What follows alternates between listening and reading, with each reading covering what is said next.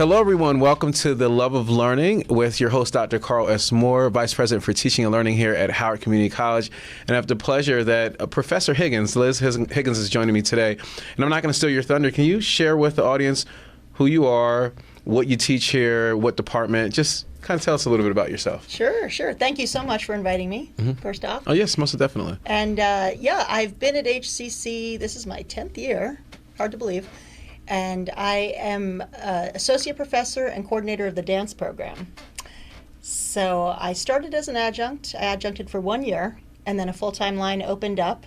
And so I moved into that position and then became the coordinator. I believe this is my 4th year now as coordinator of the program. Okay. We're a 2-person full-time faculty, so it's very collaborative, which is one of the things I love about teaching here and the arts in general.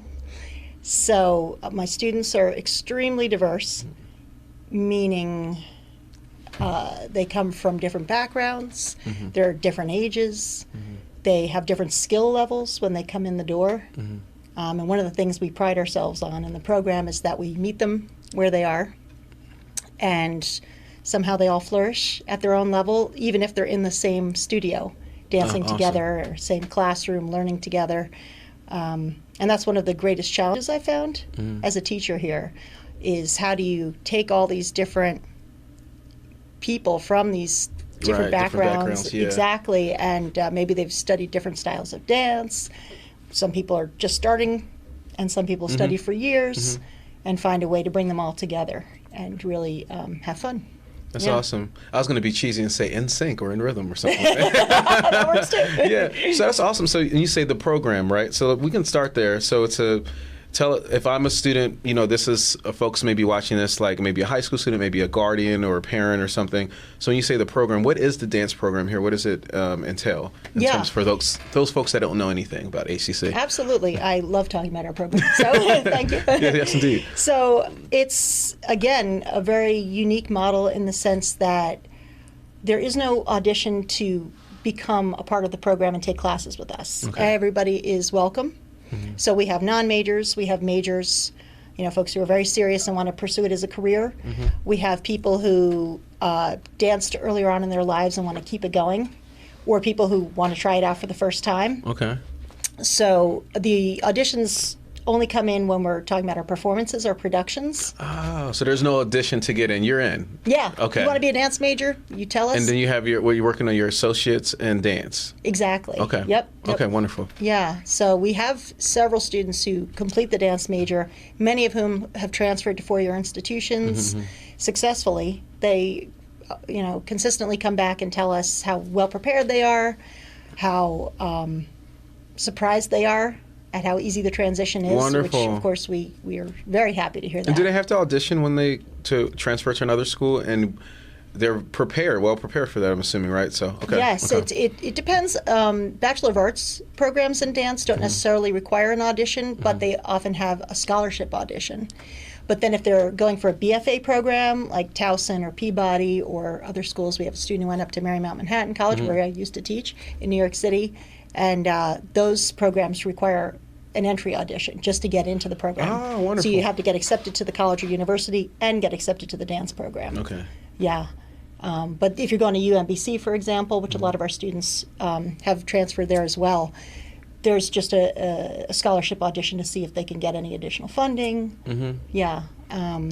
But they all seem to have great success, which I'm happy to say, yeah. Well, it's interesting, those students that come in and they know they want to be a major, but then there's the folks who come in and they don't. I'm sure you have your mixture of folks that have found. Do you have any stories of now this person's you have tons of them? Absolutely. It's like, how'd you know? Yeah. And that's really exciting because you're developing the interest and passion in this area that they didn't know. They thought they were just taking a class. Is that what it is? Yeah. Okay. Yeah. I mean, business, criminal justice. Lots of different people have come to us from a different major. Okay. And then they take one class, and then they realize how much they love it, and then they start to perform with us, and they're just in, and they realize that's really what they want to be doing with their time and energy.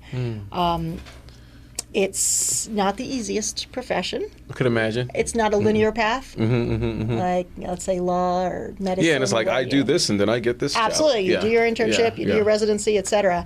So I always am honest with my students and explain that to them. You know, one of the courses they take is dance improvisation, which I'm teaching right now.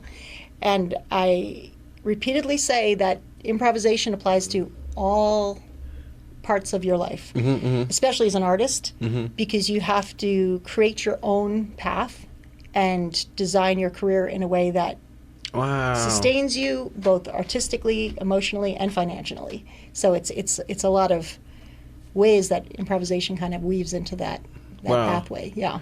Well, you know, it's also, that's actually a question I have for later, but I'll ask it now. In terms of, so when you're learning how to use your body, dance, you can speak like a scientist about it. There are probably a number of skills that they actually learn that they can use in other areas of life. And you just stated one of those is improvisation and creativity. What are those other, like, you know, what they learn? It's not necessarily going to be applied to a dance, but help them maybe in other subjects or life or what have you. So people aren't expecting that a lot of times when they think about taking a course. Even if they're a major, they're not thinking about it all the time. So what are those things? I'm happy you asked that as well. Okay. Because dance is not just a creative art, but it's a discipline. And it takes a lot of discipline to be a dancer. It's a discipline? Okay. Meaning showing up, working hard consistently, Okay. managing your time well, managing your health well, so that you can show up and you can physically apply yourself. If you are in a rehearsal situation, all these other people are counting on you. Wow. So if you're not there, it really affects everyone. So I find that our students really do learn that level of commitment, which makes them successful in whatever they go into. Wow. Okay. And, you know, we integrate into all of our courses, even our technique-based courses, where they're really focused on the technique of dancing, whatever style they're studying. But we always have an oral component where they're speaking about dance and, goodness. analysis. We just had that discussion in class. Writing about dance, presenting, so that they're honing all their skills, because some people go into arts advocacy, some people teach, some people go into physical therapy. You don't know what pathway they're going to take. And even if they, leap into something entirely different, like business or medicine or whatever, all of those skills are very helpful for whatever career they So it's like you're becoming more of a full human, right? Absolutely. You said the time, the health, the accountability, the what you had mentioned. What are the last two pieces? Commitment. The commitment. Like that's a Collaboration. A real collaboration, communication. It's a full piece there. That even me, having somewhat of an arts background, I don't walk around thinking about all those elements as it relates to the arts period, but especially with dance. That hey, these students are going to have those competencies built being a major. So that's pretty awesome to know, to have front of mind.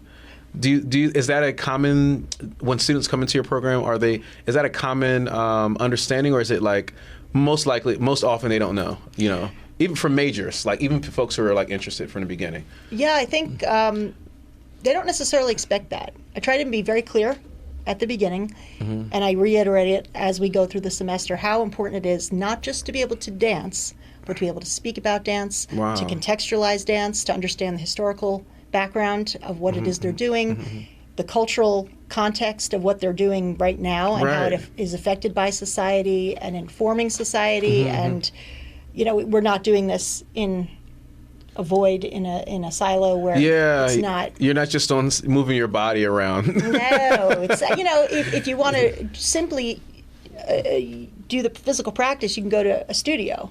But if you're going to come to an academic institution to study dance, it's entirely different. And what you're going to come out with is, in my opinion, a lot richer, a lot fuller, and applicable to all parts of life. Yeah, that's really beautiful. So the teaching, there's going to be two questions, of course. Maybe three. There's a bunch of questions. Sure. But the first one is, what do students really love learning? Is it like, have you found that it's how to move their body and have a connection? I'm just throwing things out there. Yeah. The connection, or is it a particular type of Like, what is it that they love that you found that students really latch on to, whether it be some kind of nuance or just something that's just general as it relates to dance? What have you found that students love about being like a major in these classes? Yeah. I think my approach in my teaching personally is to help them discover their own artistry. So it's not only a matter of being able to do these steps and doing them correctly, these movements or these sequences, but it's really finding your own voice within that. So your own voice. Oh, I got your you. own I got way, you. your own connection to the movement, understanding the intention behind movement. So the type of dance we're generally working in concert dance here, there's commercial dance and concert dance, both valuable. We lean a little bit more toward the concert dance side here in our program, although we have, other courses that prepare people for commercial dance as well. But in concert dance, we're really interested in the concepts behind what we're doing, and there are a lot of socio-political themes in what people are doing and the kind of work that they're making. So helping our students understand who they are as artists in that work. Wow, yeah. Especially if they're, like, we just had a production last weekend. So we had the Black Box Theater, which is the first time we've been in studio theater since I've been here, which was really exciting because usually we're in the Smith Theater, which is a proscenium style, so the audience is over here, dancers are over there. And we try to play with the space and use it differently, but since we had the Black Box, I was like, let's do something fun. And we did arena-style seating where the audience was on all four sides. Oh, cool! Very cool. Yeah. What production was this? What the show was this? HCC Dance Company concert. Okay. Yeah, so that's always our spring event, our big Okay. spring event. The audition happens in November, December. Once the casting is finished, then we work on residencies. We bring in guest artists and faculty members to set work on the dancers during the month of January. And then it becomes a class on Friday's dance repertory where we rehearse all the works once they're completely made. Wonderful. Yeah, and finish them. And then it comes together in this dance company concert. So this particular concert had such a range of different ideas. We had a couple guest artists come in. Ryan Bailey was in. He's an artist who's working here and in New York City. And he did this really interesting, ironic piece that he used some music from the 70s, which I'm surprised as a young man he even knows that music. How do you know that? So we had him in there, and we had Project Karma, Amma and Chris Law, who are also locally based artists, and they work, their styles of dance lean a little bit more towards hip-hop, West African combined, integrated with contemporary modern, and they often their work delves into socio-political themes. So they had a really beautiful work they put together, and I told all the choreographers beforehand we were working with the arena style seating, so everybody had to design their work in this 360 environment. So the audience, wherever they were seated, and I sat myself on all four sides, one for each performance, since we had 4 performances, which was great. So I could really feel what the audience was getting. And it worked from all perspectives. That's awesome. So it was such a great experience for our dancers, too, because the audience was much closer. Yeah, and they have to perform for... There's no hiding. Yeah, no there's no back. Nope. Okay, Everybody's okay. in there, and that experience, going back to that connection of artistry and intention, being able to convey that movement when the audience is so close to you and really understanding the meaning of the work and what the choreographer wants you to communicate to the audience with your movement is a challenging experience. 100%. Yeah. It's another, like, intelligence. It's like a connection to self.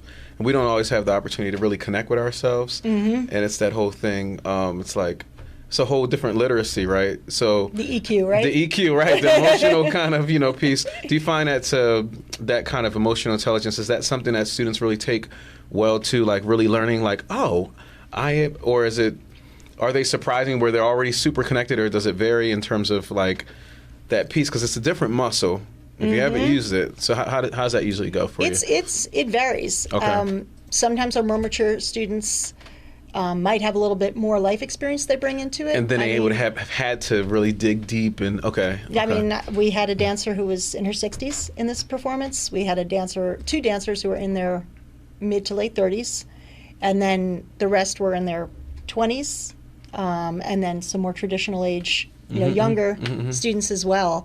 At times we've had dual enrolled students who are in very cool. in high school. Wow. So I mean, it can really get diverse from age, and I know that we're a pretty diverse institution, so it's all layers and all representation. That's absolutely. pretty awesome. But I feel like the one thing everybody carries away is this: after embodying the work in that way, both intellectually and physically, and making that connection, the confidence and the depth and understanding of dance after these productions is a beautiful thing.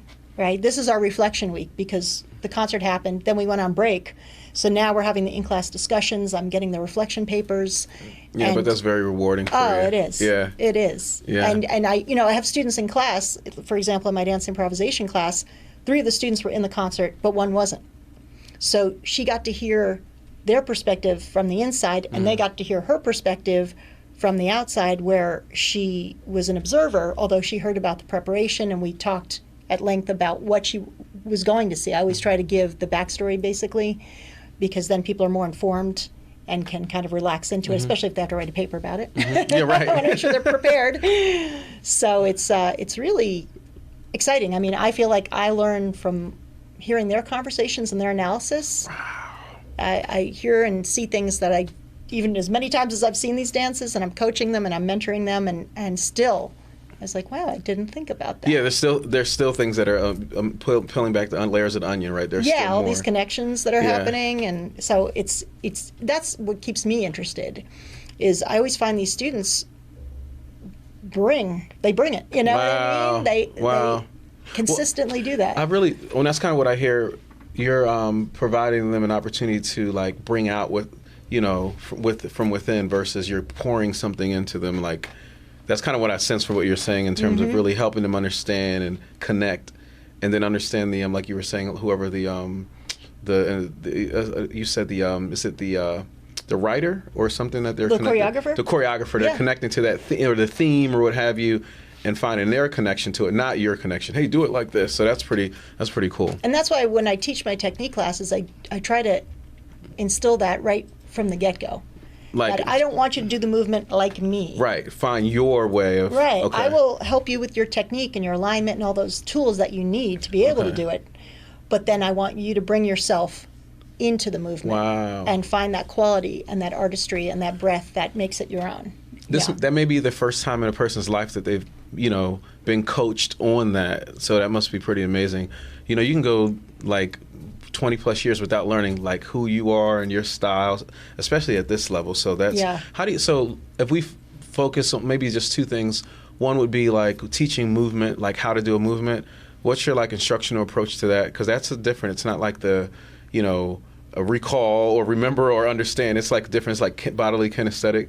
So you're teaching that versus teaching emotions. What are some of the like approaches that you use, or like teaching, kind of activities that you use to actually teach those things to students? Yeah, and that is one of the greatest challenges I found. I mean, as a teacher anywhere, you have to appreciate all the different learning styles. Some people are visual learners, some people are auditory, some people are tactile. They'll hear whatever cue works for them. Visual, they're watching you do it, or whatever it may be. So trying to, first of all, get to know my students in the first week or 2 and really understanding how they learn and what experience they're coming in with. I feel like it's always that first, and then we do goal setting. So I read, because again, I have them write papers, and I want them to identify what goals they're working on and see how it aligns with what I see. Because I can morph and change and integrate, based on what they're looking for and what I'm looking for, and the course objectives, and all those things have to kind of come together. And then I, depending upon their skill level, if they're beginners, intermediate, more advanced, I find somatic practices are very helpful. La Bombardinia fundamentals, which is like patterning, neurological patterning of the body, that you do a lot of work on the floor just to help people understand the patterns that we naturally have innately, and becoming more efficient movers and trying to let go of these habits that we develop through different experiences in our lives. So awareness, you're increasing that awareness about that. Self-awareness, body awareness, exactly. And then that mind-body connection. And then, of course, all the techniques, the styles. For myself, my career was more in modern dance, my professional career in New York. So I studied several different styles of modern dance in addition to ballet and jazz and tap and blah, blah, blah, you know, a lot of different experiences. But since my professional career and my focus was in modern, I danced with the Nikolai Lewis Company, and that's a big part of my experience and training, but also Jose Limon, Paul Taylor. I did some release technique, etc. So I kind of bring that in. fuse everything together, and I try to make that clear to my class that, you know, I have integrated all these different That's awesome. modalities, but I also identify if I'm doing some Limon exercises, like this is really in the And you Jose call those Limon out, tradition. and that helps them for later as well. So giving them that Yeah. historical context again, Yeah. and where did Jose Limon come from? You know, And what informed his, and how why, absolutely, you know. he's a Mexican American immigrant who, you know, Yeah. studied with Doris Humphrey, and it's about humanity, and it's about breath, and this is what infused that movement, and this is what's important to that in that particular style. And you know, every choreographer and every lineage has that unique perspective. Wow. So, And that gives them greater access to know that they can have their own leisure. So it's all connected. So a student comes into your class, and whether it's like concert or what is the other version? Commercial. You're focusing mostly on concert. They come in, and you're helping them understand who they are, their goals, and you're tweaking your style to help them to achieve their goals towards the course objectives, right? Within that course. Absolutely. And they come away with like a greater, of course, understanding of context, history, connection to themselves, and then ability, right? The ability. Would you say it's a greater ability, or understanding their ability and the ability part? Hopefully of a greater ability as well. Okay. I do want them to actually be able to dance. Right. So we'll talk more about the ability part, because, you know, the understanding part and the other parts are, but that ability piece, you can say when a person comes in, and of course you have the confidence in yourself as a professor, that's what you do, that you can take a person, if they give you a chance, enhance their ability in dancing. Absolutely. That's an awesome thing, because some people are like, I have 2 left feet, I can't do it. I know you probably get that all the time. Oh, yeah. No, there are some students who love it, but they just feel, I haven't been trained, or I really have trouble picking up movement sequences. Okay. You know, I have a student who struggles with that right now. Really intelligent, beautiful performer, striking on stage, great writer, you know, articulate, just great all around, but she struggles with putting combinations of movement together and being able to pick it up quickly, because it's presented to you quickly and you have to process it. Yeah, you have to and process figure it it and out. move it. Okay. Yeah. Okay. So I have identified several strategies from experience in the past as well that I just keep trying new things. Okay. Yeah. Okay. Say, okay, if left-right doesn't work for you, then just think about where you are in space in the room. You know, realize that if you've done something on one side, just think you're doing it on the other side. Don't worry about if it's left or right, or you know, just see where you're going in space. See what level you're at. Think about the focus, what you're focusing on, which body parts are you using.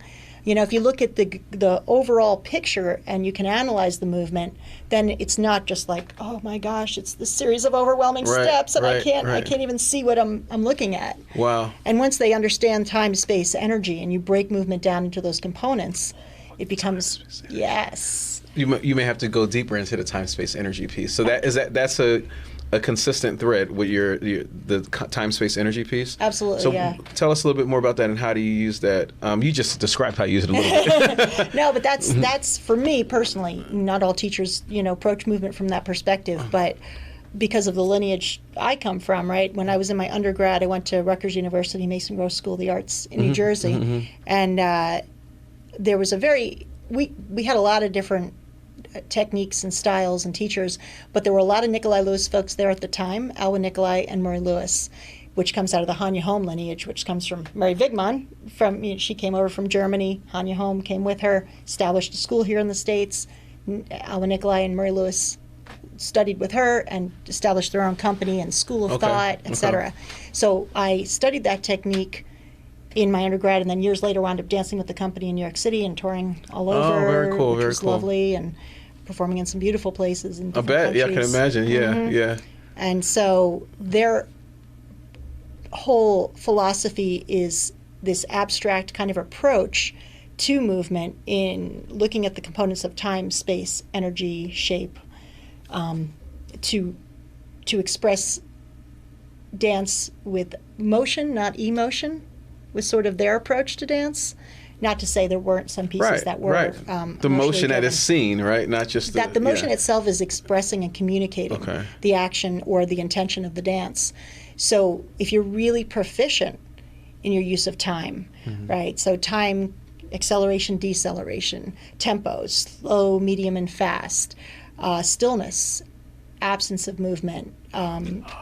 So when you start to understand and be able to articulate really well these elements of time, space, levels, pathways in space, pathways in your body in space, your relationship to others in space, planes in space, sagittal, horizontal, vertical, really analyzing the depths of space. Again, because you put somebody on stage close to the audience, you put somebody on stage far away from the audience, it says something entirely different. You put two dancers close to each other or far away, it says something different. So just those choices you're making make already a huge impact. Communicate. They're communicating different, Right. So also, as you're learning to compose, to make dances, to choreograph, which is a big part of what we're teaching them as well here, first through improvisation, then in dance composition class, it's helping them understand what these choices mean, right? And so energy in particular is that quality of movement.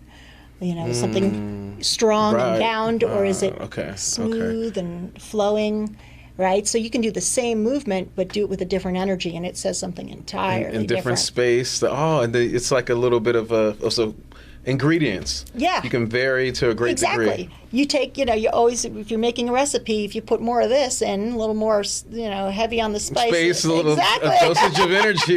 Okay. It's going to big space, little energy. No, that's awesome. Dancing is one of my first loves because when we were. I'll have to get you in the studio. I know. I was gonna say, I may need to take it. I'm not trained at all, but when we even when I wasn't walking, they would play music, at like family gatherings, and my mom used to force everyone to dance. It was a big thing, and I'm happy she did it now. Back then, I didn't like it so much, but then I grew it over time, and I just can't.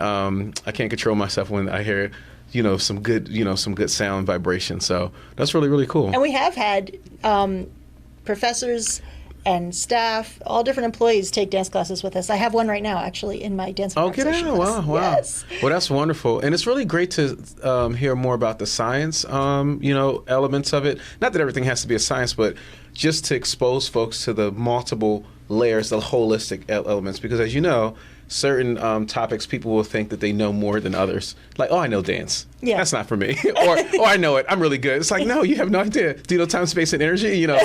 So I really appreciate you breaking down some of those other layers. Yeah. So I usually talk about what students love to learn, your approach. I kind of get a sense of your love, but what is it that you really do love about what you're teaching? You've more than likely covered it before as we close out here. And then anything about the program that you feel like you haven't covered that if I'm a student or a guardian or guidance counselor or anything and I'm watching this, what are some pieces that you would want to share that you probably haven't yet? But first, starting off with that, anything that you love about what you do in terms of teaching that you haven't shared already?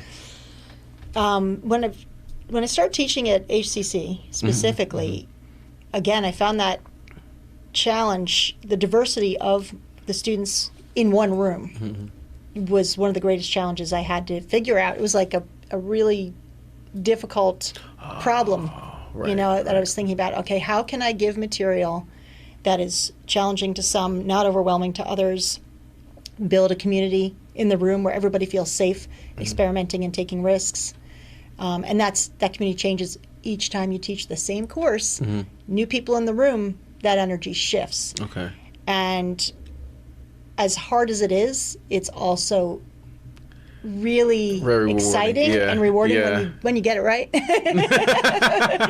which I've gotten better at it. So, but it's something that perpetually keeps me thinking, as I start each semester.